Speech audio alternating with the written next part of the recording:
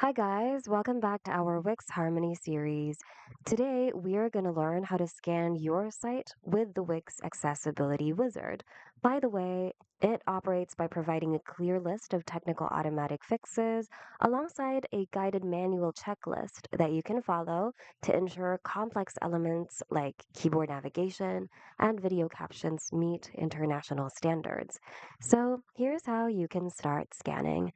Click the drop down here with your site's name on it. Scroll down and look for Accessibility.